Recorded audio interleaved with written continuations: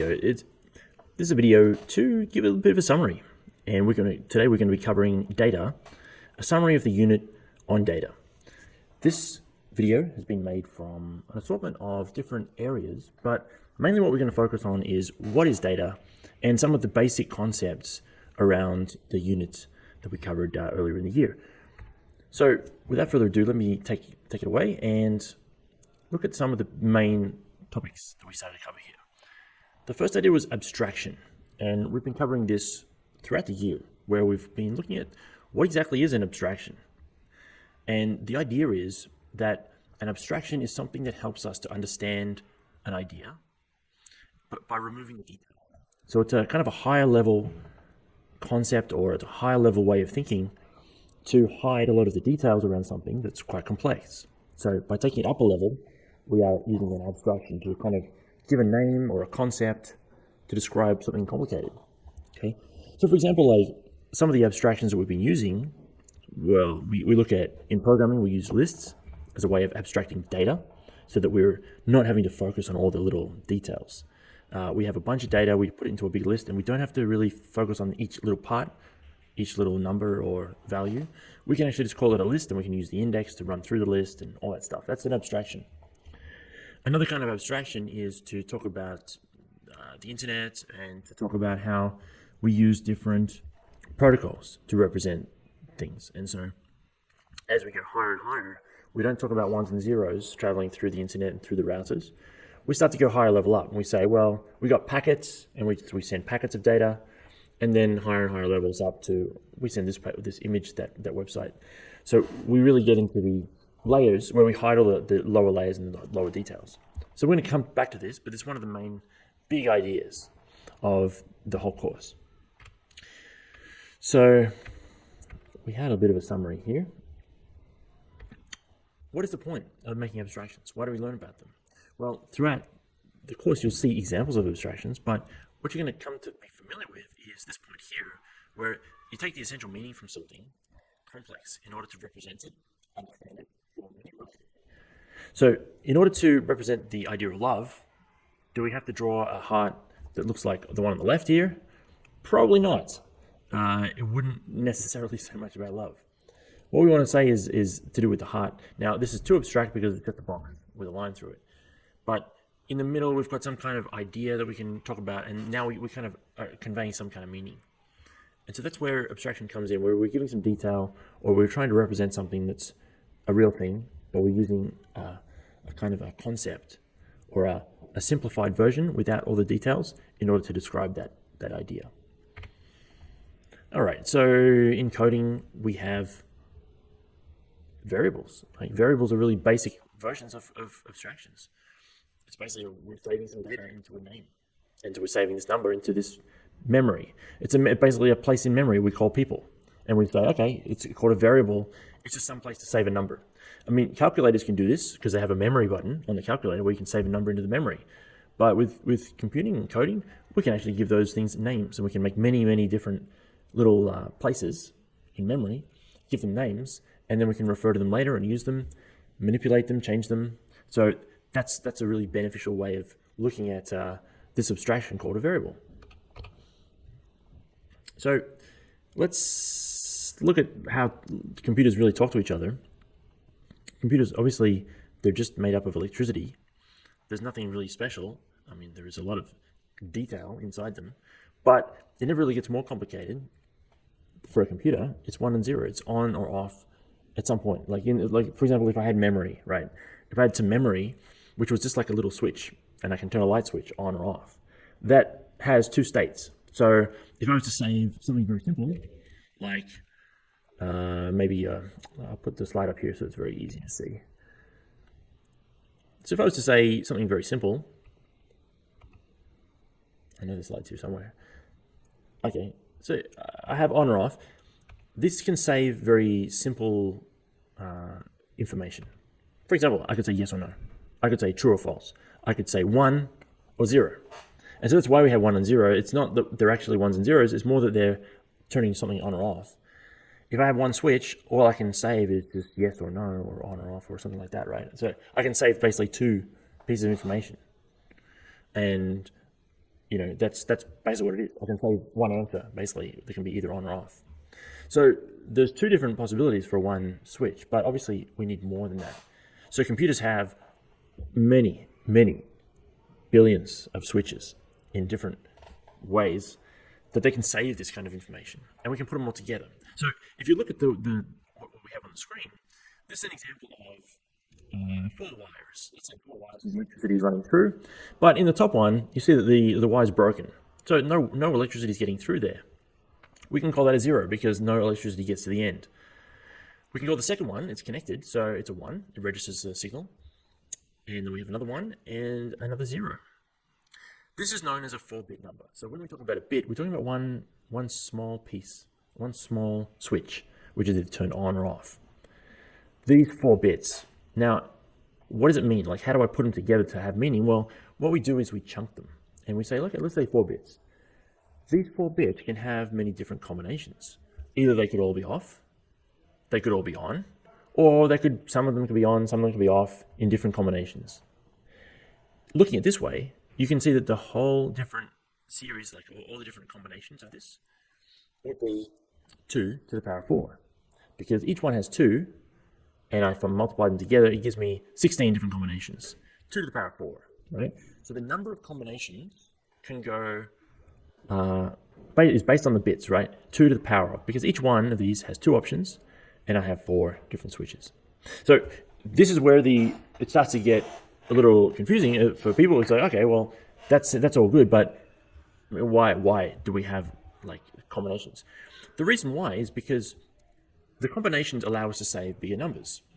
So with this, I could save, let's say I want to save a number between 1 and 10.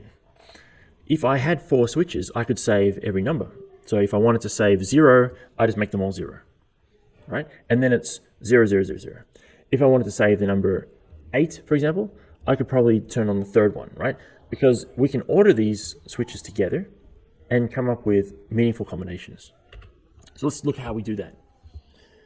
The meaningful combinations are basically, when we join them together, we get, okay, this is some, there we go. All right, so here's our meaningful combinations. If we order them so that we have a 0th bit, a first bit, a second bit, a third bit. And you'll understand why I call it a 0th bit, but basically there are 4 bits here. And we run through all the combinations of all the different bits, right? This should have all of the different combinations on there. So what can we do with this? Well, the key is that we can represent each column as a power of 2. For example, like the 0th bit is worth 2 to the power of 2, right? Now, in the top layer here, the top row, they all have 0. So I have 0 2 to the power of 2s. Right? The second column would be 2 to the power of 1, 2 to the power of 2, and 2 to the power of 3. Right? So here's where we can create the numbers. If we order them this way, we can start counting them, right? So we increase by 1, and then we carry the 1, and then we get another 1, and we carry the 1. Obviously, we can't use 2 because 2 doesn't exist in this system. But these are basically on or off, on or off, on or off. And this way, if I say 2 to the power of 0 is, what is 2 to the power of 0? 1, right? 2 to the power of 0 is 1. So I have 1 2 to the power of 0. Here I have 1 2 to the power of 1. So I have basically a 1 plus a 2. And the 2 to the second bit is worth 4. So I have one of those. So I have a 4, a 2, and a 1. That gives me 7. Okay. In the last example, 10, you can see here I have no 1s, right? 2 to the power of 0 is a 1. I have 1, 2, no 4s, because 2 to the power of 2 is a 4, so none of those. And then I have a 2 to the power of 3, one of those. So I have an 8, 2 to the power of 3 is 8. I have one of those. So I have 1 8 and 1 2, which makes it 10. Okay? So by combining them together, we get some numbers. Now, obviously, our lives have more than just numbers from 1 to 10 in them. So we need more bits. Clearly, we need to represent stuff which is more complicated than just numbers. Maybe the first computers were just number machines, but over time, we had more requirements. And so let's look at CDs. We took an example of CD. This can save about 550 megabytes. and a byte is 8 bits. So 550 mega means about a million. So this would be 550 times 8, which is about, what's that, 4 billion? 4 billion bits. Is that right? No, I'm wrong. No, 4 billion. 550. 4. Okay, I'm getting confused. Let's go here. 550 megabytes. So let's just go 550 megabytes. And if mega is a million and byte is 8 bits,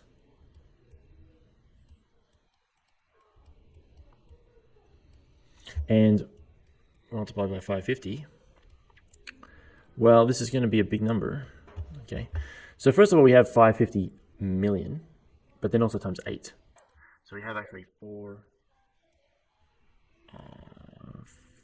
5 8s, 40, and then another 4.4 billion bits.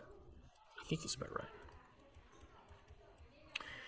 Now, what can we do with all those many bits? 4.4 billion, just to save one CD, which, I mean, in today's,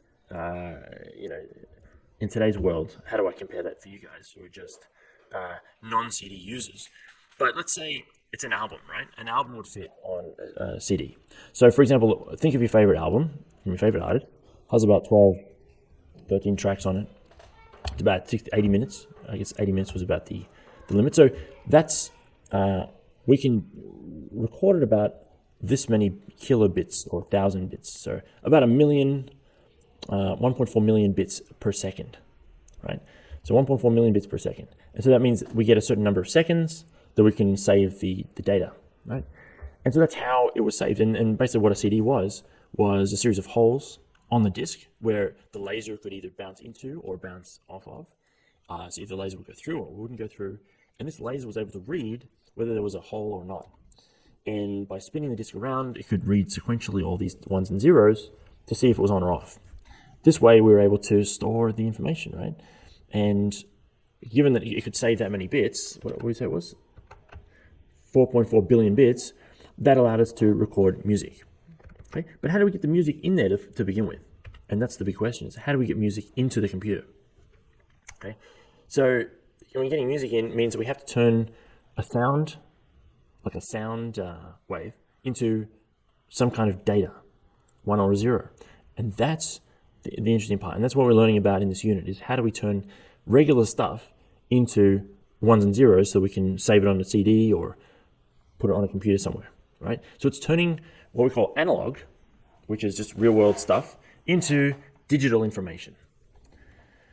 So this is how it works. Let's see if we can bring that up here. Let's take an easier example because I won't get into it with audio, but let's take a picture, for example. Okay. Now, pictures were basically things you take with a camera before, and a piece of film is exposed to light, and it saves that information. But now we're trying to save all these pictures into the computer. So we have a part of a picture. All right? This picture is made up of pixels. Each of these pixels has a color, but combined together, have made the pixels small enough, and as we can put as many as we can, this picture is going to look quite real. Okay, but each of these pixels has a single color, and this color we can define in terms of bits. It's just really basically a long stream of bits, and we can save each color into those bits. So let's look at, I mean, this is the picture if you zoom out, right? There's many pixels there, but it's a decent picture. But if you zoom in, you see each one has a small pixel in here. And so each one of these, how do we represent the color? Okay, so let's look at the color scheme that we use. And this is a standard color scheme now. There's been many over the years. This one that we're using right now is the one that we're using right now. We're using 24 bits. 24 bits represents 1 pixel, right? So 24 can be divided into 3 bits of 8s, right? 3 times 8 bits. And each of those bits, or each of those parts, represents red, green, and blue. By combining red and green and blue, we can actually get all of the different colors. We just need a different amount, right? So we have more red and more blue and less green, we're going to get purple. So by doing this, we combine the colors and we can use these I'm talking here like a really simple system. This is not the system we use. We use 24 bits for our normal RGB color system, but we could make a very simple system using only 1 bit for red, 1 bit for green, 1 bit for blue. It would be very simple because that would basically only give me 8 colors, right? Because I've got 3 bits and 2 to the power 3 is 8. So I can have 0, 0, 0 all the way up to 1, 1, 1. But if it was, for example, if I was only red and no green or blue, then it would be red. If I had red and blue but no green, I'd be purple. If I had red and green but no blue, I'd be yellow, etc. If I had them all together, 1, 1, 1, then it would be white and black for nothing. So that's a very simple system, but it doesn't really represent all the colors. I certainly couldn't use all the colors to make up buzz here. I need more, right? So that's why we use, in real life, we use this system of 24 bits for every pixel. So every pixel has 24 bits that it's using, right? And so we're basically using, if we use 2 to the power of 8 for each red, and then 2 to the power of 8 for green, and 2 to the power of 8 for blue, how many colors is it? Well, it's between 0 and 255 or 256 different combinations, right? So 256 for each one. And we just combine them together, right? So it's 256 multiplied by 256 multiplied by 256. Or you can see just 2 to the power of 24 down the bottom here gives us 16.7 million different combinations of colors, which is a pretty wide range of colors, and we don't really need more than that. So it's pretty good if we use that system. 24 bits is reasonable. It's not too big. It's, what is it, 3 bytes? Because 8 bits to a byte. So it's not much to save 1 pixel, but we have many, many pixels obviously we're saving. This is the way we're saving the color, right? So once we've turned the color into a series of numbers, we can then say, okay, each number represents an amount of red, an amount of green, an amount of blue. We can turn that number into binary now. So we can always once we have a number, we can change it back into ones and zeros by representing it on the binary chart system, right? So what we see here is we can represent them either as binary, like this. Excuse me. We can represent them as binary, or we can represent them as other number systems. And in the case of the picture here, we've got hexadecimal, which is a number system of 16s, which makes it, a different way to represent it. It's basically a number system using 16 different options. Whether you'll need to know hexadecimal or not, I think just be aware of what hexadecimal is. Hexadecimal is just a way to encode 16 parts, or 4 bits easily converts to one digit of hex. But for now, all you have to figure out that if we write a binary code like this might represent just one color or one amount of red, right? Or green or blue. Okay. So we can easily represent that. So this number is 166 in decimal, or it's 86 in hex. And that's how we can represent colors and pictures and videos. All can be reduced down to pixels and therefore numbers and therefore binary. Yeah. Right, so here's an example of color, 200, 100, 0. That means 200 red, 100 green, 0 blue. That gives us orange. Now, in terms of the color schemes, the higher the number you go, the more of it you have. So we have no green in this one. We have 120 red, 180 blue. You should expect purple. And there's some examples here of different colors. If you're curious, you can look at that. Yeah, but the idea is that we have this big picture. We save each one of these 24 bits, 24 bits, 24 bits, 24 bits, and so on and so forth. And that's how we get our picture. And we save that. Okay. Now, modern computers know how to make things smaller, right? So they say, oh, this is purple, that's purple. Well, they're kind of similar. What's the difference between them? Can we make this file smaller? Do I have to save all 24 bits? Or can I say this only changes by this little amount? And maybe I can save the change between the pixels. Or maybe I can find a group of pixels which are the same. Or maybe I can do things which make the file smaller. Our computers are pretty smart. They find ways to make the picture into a smaller file. Okay, so the pictures actually do get compressed, and compression is a result, one of the great benefits of saving things in digital format. Because we're dealing with numbers, there's ways that we can use those numbers to make things smaller, like make them more efficient, that we couldn't do with just analog data. if you wanted to save, save music before, you'd have to save and record it, and then you'd have a tape that you fill up with music sounds.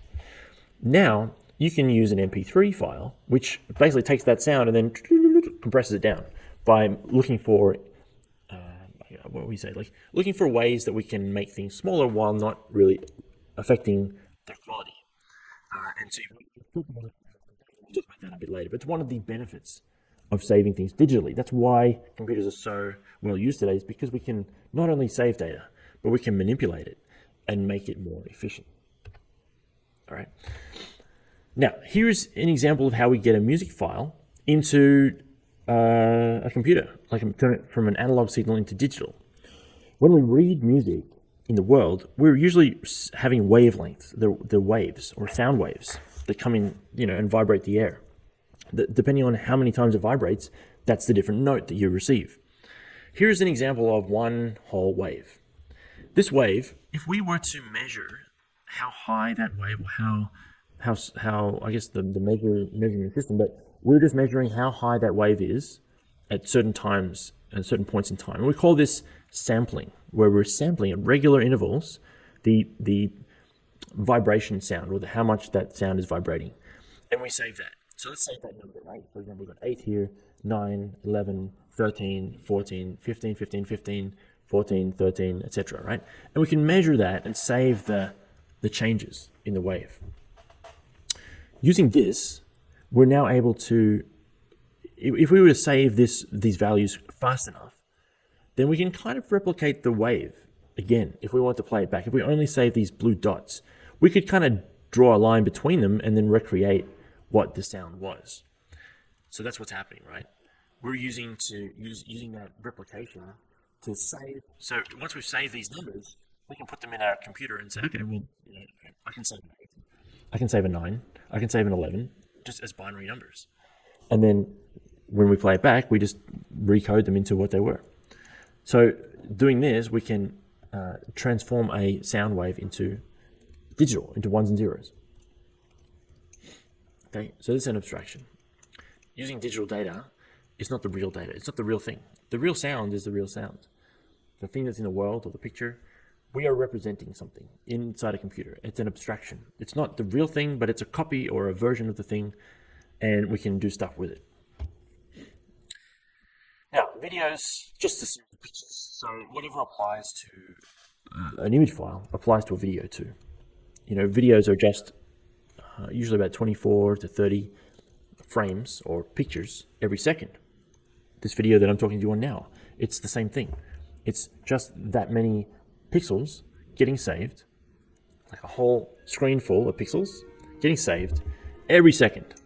So it's pretty amazing, right? I mean, the ability to save this stuff in your computer and not even think about it, that's why our society's, really fun, because these things are highly complicated. There's so many bits getting saved out there, but they're all getting compressed and shared and everything. We don't even have to think about it.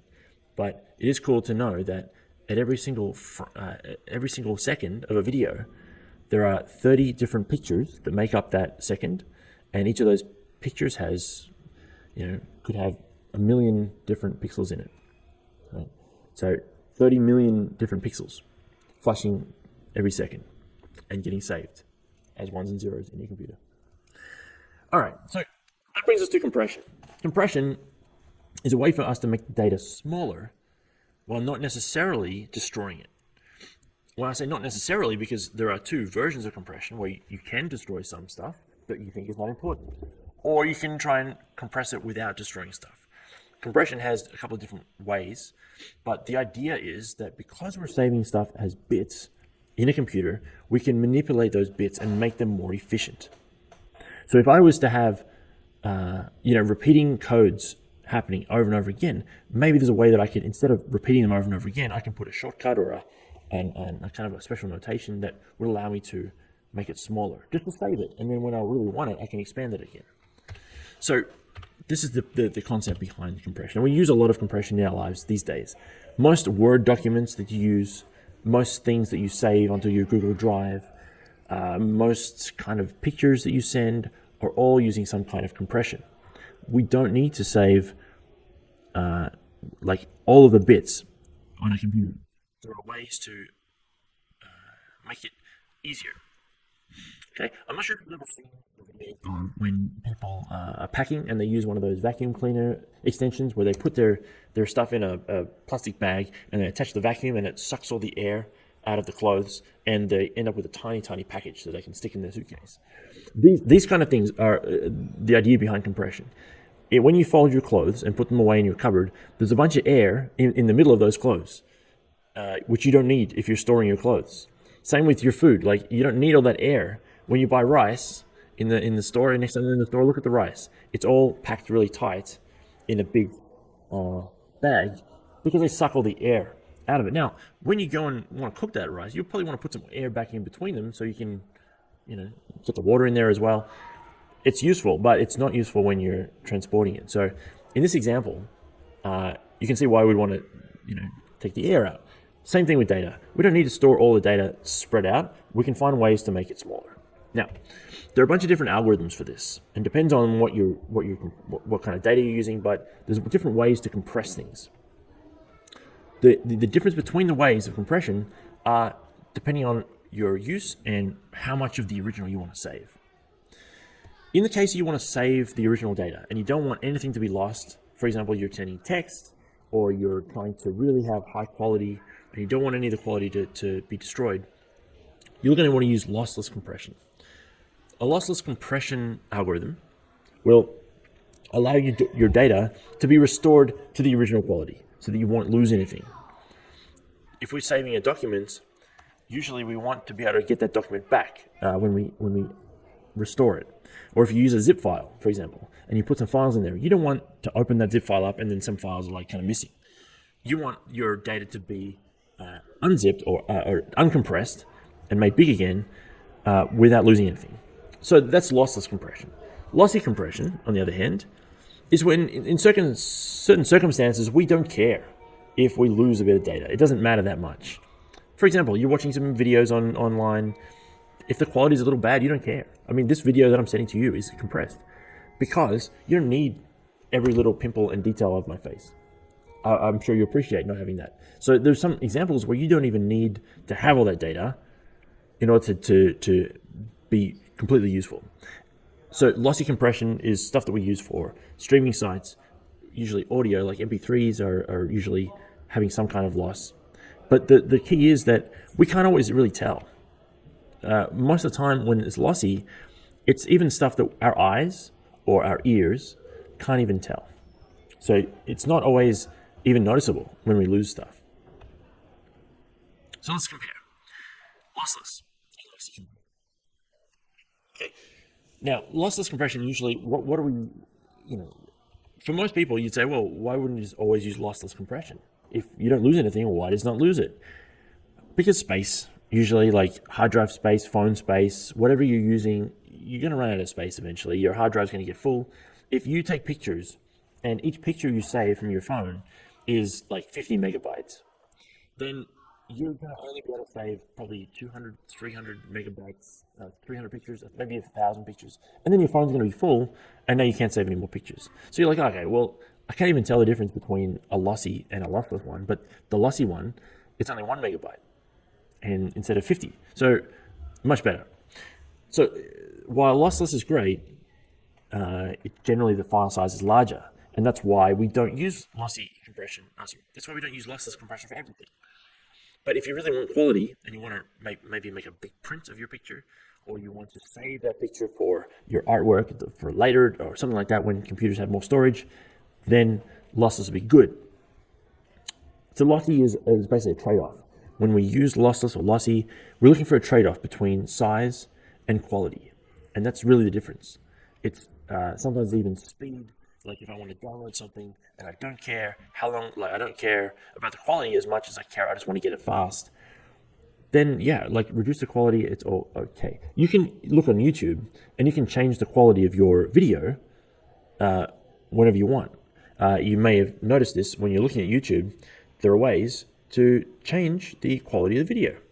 So let's go to a YouTube video here and I'll show you that if I change the quality, Right now it's auto, it's probably on 1080p, which means that's how many pixels it's using.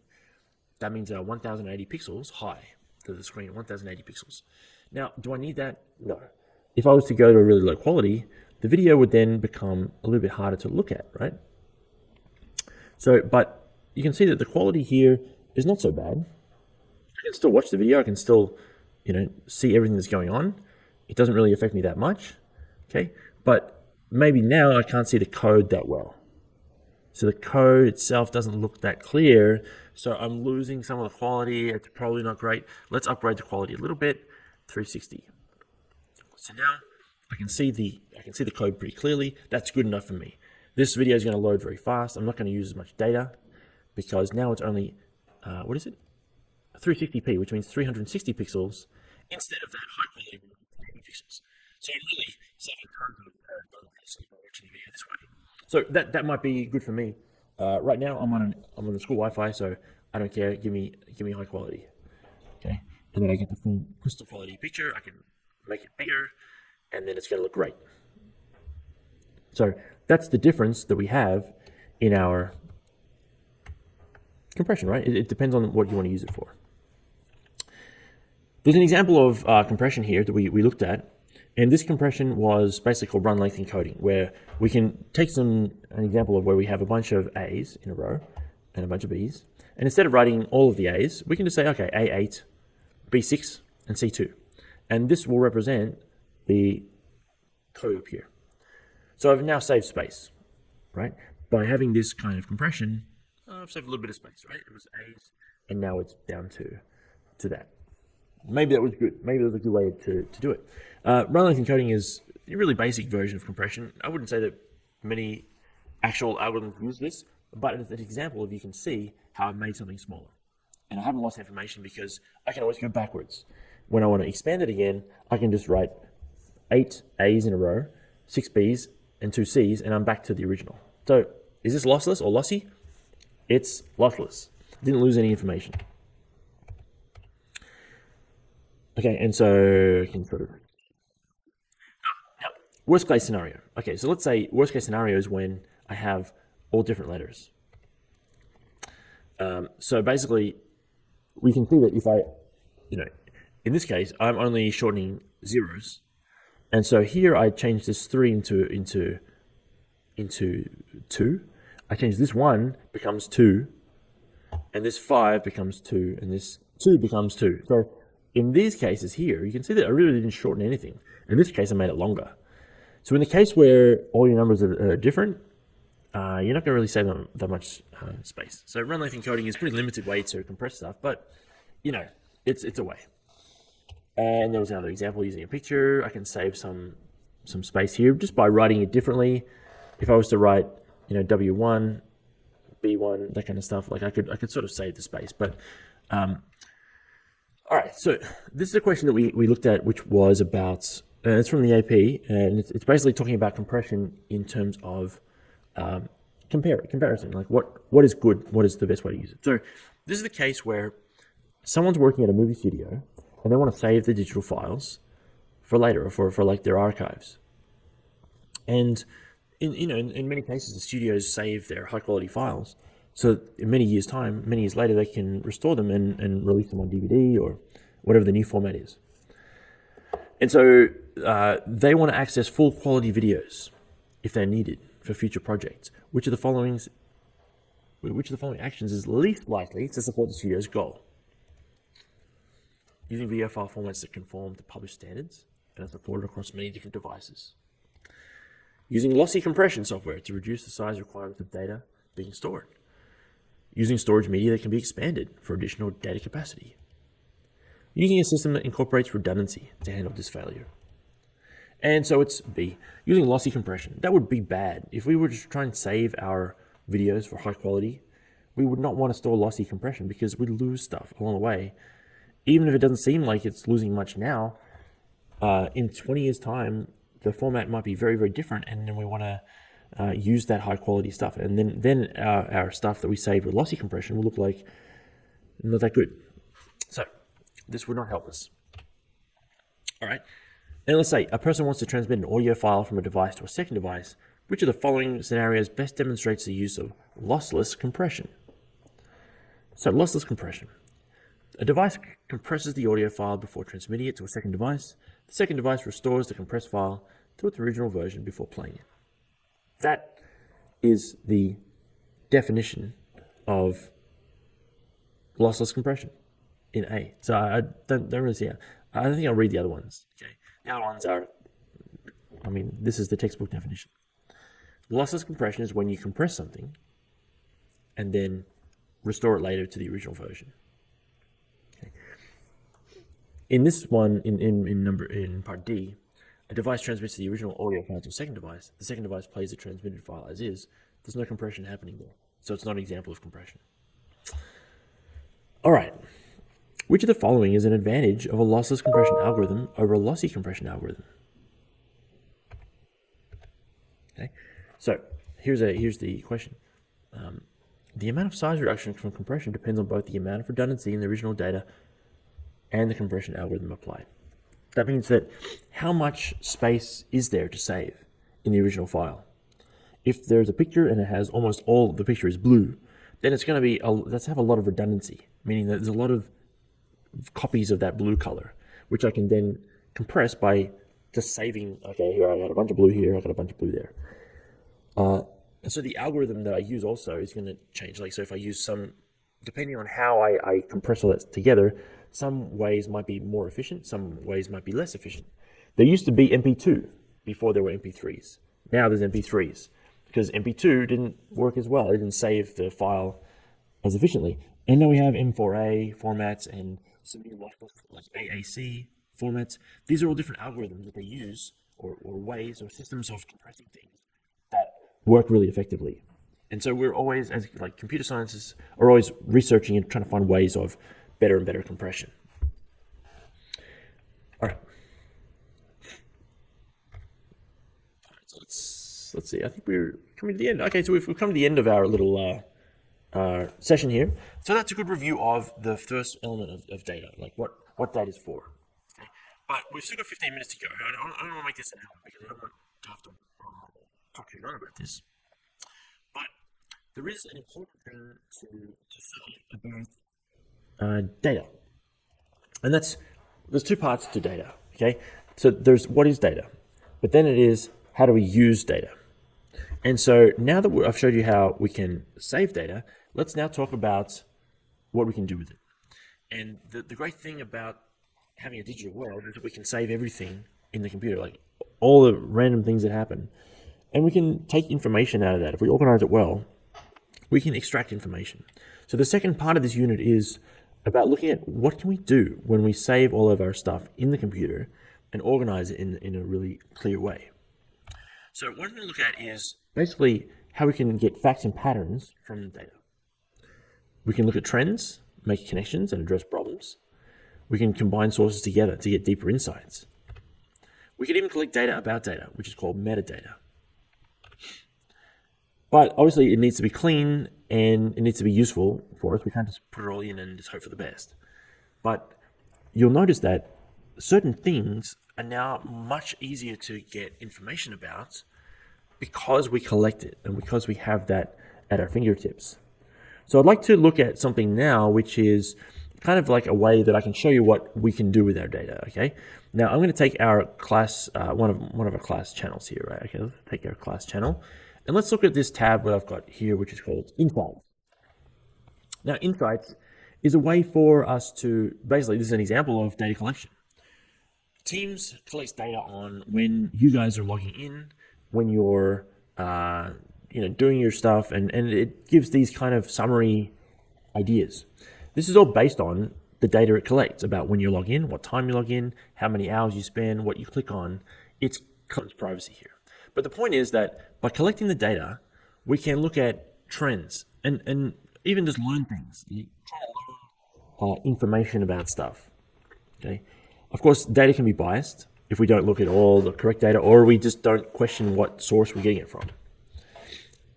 And if we get large data sets, well, they're sometimes difficult to process. If they're really, really big, they might have a bunch of junk data in them, or they may need to be cleaned up. Okay, so these are two parts: collecting data and then the challenges associated with that. These are the two parts of this topic that we're looking at. For example, here's an example of chocolate trends, right? So when people search for chocolate, and Google Trends there's a part of Google site which has trends, and it shows when people are doing searches and what they're searching for. It shows us that there are spikes every year at a certain time for chocolate. And you may guess that's, I think, Valentine's Day. Well, it seems like around Valentine's Day there, yeah. So it's showing us that there are large trends around people wanting to buy chocolate at Valentine's Day. Okay, now you can go there and you can have a look at that yourself. What we've got to be aware of when we're looking at data and we look at trends, there's a saying that correlation doesn't equal causation, right? Meaning that if you see a similarity between one thing and another thing, it doesn't mean that that thing caused the other thing to happen. So you can't be too quick to say, well, people were searching for chocolate around the time of the pandemic. Is that because chocolate was a treatment for COVID? That doesn't make sense. Sometimes people get caught in this trap. And when you're collecting data, it doesn't mean that things that happen together necessarily one causes the other, right? There could be some other reason why they're at the same time. So be aware of that.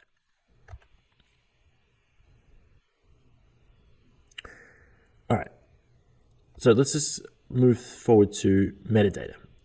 Metadata is a term that describes not just the data. So when I talk about data, what am I talking about? A picture. A picture is a piece of data, right? A bunch of data to make a picture. But when we're talking about a way that we describe that data, as in things about that picture, which we want also to save. For example, when it was taken, how big is the picture, what camera was used, even what the camera settings were in some cases. When you upload it to a social media site, that picture will then get additional metadata saved about it, like how many people have viewed it, how many people liked it, that kind of stuff. Metadata is data about data. It's data that we capture in order that we might be able to use it somehow. For example, like when you see stuff becoming popular or trending, it's because someone was saving, or some system was saving that data about that data. They were saving, oh, this video has been viewed 5 million times. That's popular, right? And so therefore, that's the metadata that's been collected around it. Almost every site now on the internet is collecting metadata. It's collecting data about where you click.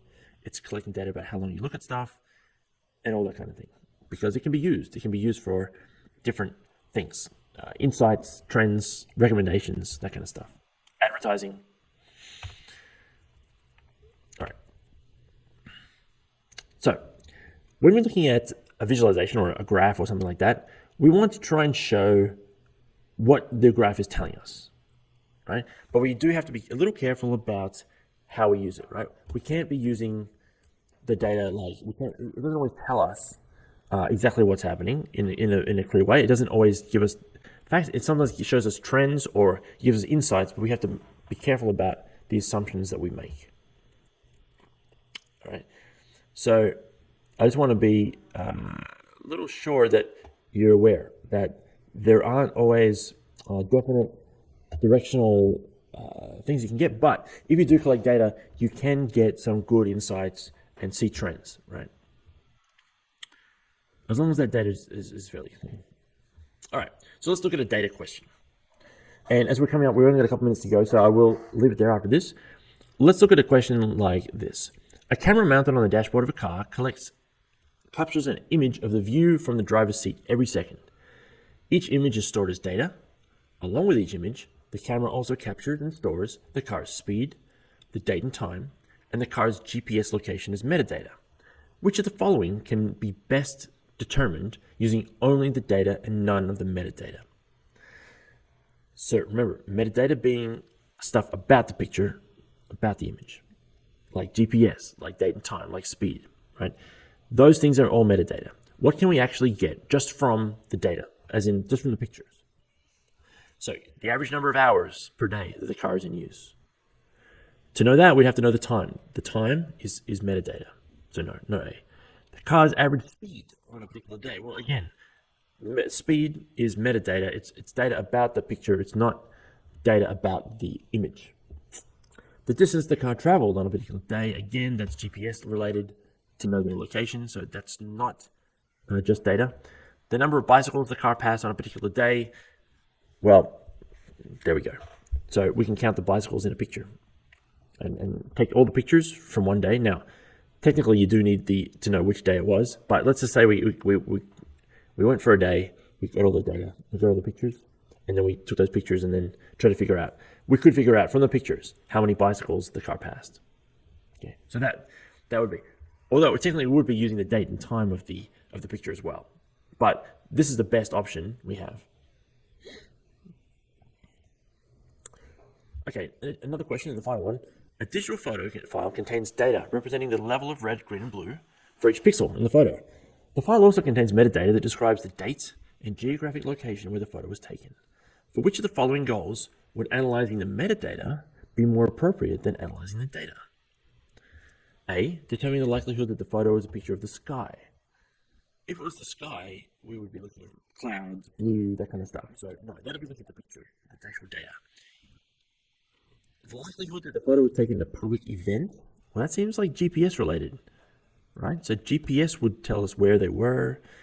We could look at like when events were happening and what was the location of those events. The people appearing in the photo, that's based on the picture data, so that's no. The usability of the photo for projection onto a particular color background, well, that's the color of the photo, that's the color of the pixels, so no. The best answer is public event, because that would be using GPS location of the picture to see where it was and the time. So if the GPS and the time matched a public event that it was happening at the same location at the same time, then we could pretty much figure out that that photo was taken at the event. So that's why.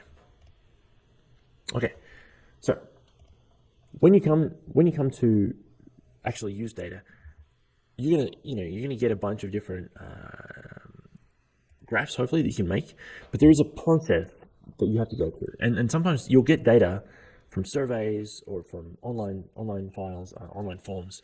You might get data which is not in a way that you could easily graph. So sometimes you have to clean it up, meaning that you make all of the different values uniform, and so if they're all numbers, then you can save numbers. If they're like the quiz is out of 10, then they're all numbers between 1 and 10. Okay. If someone's written some weird stuff in one of the answers, then you need to go and clean that up or remove it from the data. You clean up your data, you filter it for the things you need, and then you can visualize it, build a graph, and maybe even get some insights to help you understand something that you didn't know before. That's the whole idea, is that we can get some insights and reveal something hidden that was kind of, we couldn't see. Okay. All right. So I think that's about it. That's about an hour. And I think for this, I'm hoping that you can at least get from this, you can kind of get a feeling for the data unit. In future things we'll cover like exam questions or sample exams, and we'll refer back to these concepts, but these are the main concepts behind our data unit. I hope that's been helpful for you. There's a lot of things in this unit to cover, but in general, what you should find is that you can, there's a lot of things which are covered in this unit, but in general, if you're able to understand the main concepts of compression, the differences between them, what data is, what binary numbers are, what abstractions are, this will help you. When you're referring to what you need to study, the best thing you can do is to go to the Big Idea Guide, which is number 2 on data. And I always use this to create all my slides. You can find all the different concepts here, right? For example, when we look at number bases, binary and decimal. Binary, how do you count in binary? Okay. Decimal. And decimal numbers and binary numbers and what position they're in. Okay. You need to know that kind of stuff, right? That I raise them to the power. You'll see compression here. Data compression, what does it mean? Do fewer bits mean less information? No, it doesn't necessarily mean that. The amount of size reduction depends on the amount of redundancy and the compression algorithm. What is lossless? What is lossy? Okay. Quality versus, right? The quality for lossless. Transmission time might be why you want to use lossy. Extracting information. Information is facts and patterns. Data allows you to make trends. Okay, correlation is not causation. A single source doesn't always give you everything you need. You may need to combine data from other places. Metadata. What is metadata? Changes to metadata do not change the primary data, right? Because it's different. Metadata can be used for finding, organizing, managing information. Metadata increases the use of data. Metadata allows us to be organized. Okay, and then data sets pose challenges. We need to clean, complete, invalidate, and combine. Okay, now data may not be uniform. It could vary from user to user. So we clean data sometimes, and bias can occur if we collect data that has bias in it. Right? Data is not always free of bias. Sometimes it has bias in it, or sometimes the data you collect is only an incomplete picture. And large data sets are difficult to process. We may need to use parallel systems. That's something we study later in the networking unit. And scalability, well, that's to do with how we can actually store data sets. But some sets of data are very large. Okay. Now, this is mainly about tables. What can we do? So this is extracting information. In the exam, you'll be asked to do this, extract information from data. So you'll be given some data, and you'll be asked to extract some kind of conclusion. So get used to looking at tables and understanding the how to read them. If you remember, we did cover this in our unit. If I look at back a few posts, you'll see that there was, let's go back here a little bit. There was a post on, it was a while ago now, where I posted from the New York Times, and there was a bunch of data.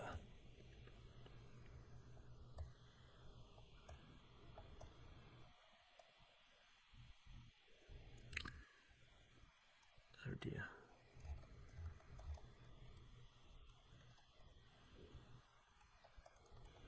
Well, I'm sure it was there, but yes.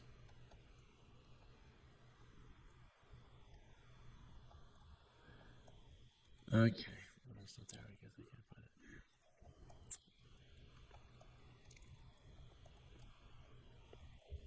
Well, anyway, you'll have to get used to working with data. Sorry, I can't find that. I'm pretty sure I thought I sent it there, but maybe I didn't. There is a bunch of information you can find.